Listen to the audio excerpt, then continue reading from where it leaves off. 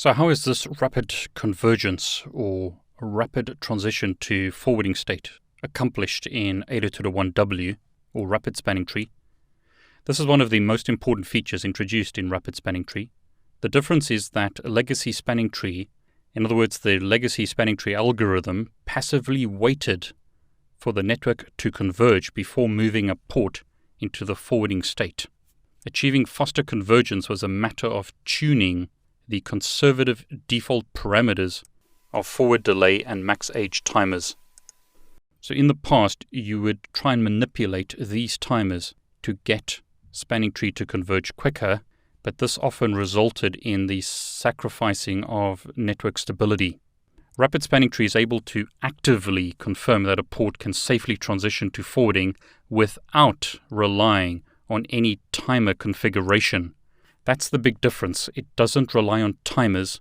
There is a negotiation between the switches on point-to-point links to allow them to converge quicker. So there's a feedback mechanism that operates between rapid spanning tree compliant bridges. To achieve faster convergence, you need to configure edge ports, and links between switches need to become point-to-point links. Now, an edge port is essentially the same as port-fast ports. They transition immediately to the forwarding state. This is to allow end stations to skip the listening and learning stages in spanning tree convergence. An edge port also does not generate topology changes when its link toggles. So in other words, when a link goes down or comes up and it's configured as an edge port or a port-fast port, it doesn't cause the network topology to recalculate. Unlike port-fast, though, an edge port that receives a BPDU immediately loses its edge port status and becomes a normal spanning tree port. That is a built-in security mechanism to stop someone accidentally plugging in a switch or a hub into a port-fast port and causing a loop.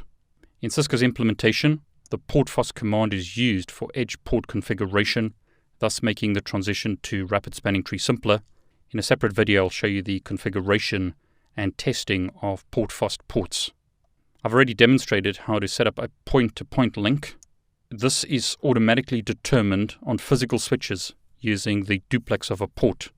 A port operating in full duplex is assumed to be point-to-point. Half duplex is considered to be a shared port.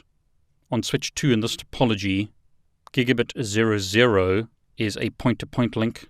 Gigabit 01 is a shared port because it's connected to a hub. It's a half duplex connection.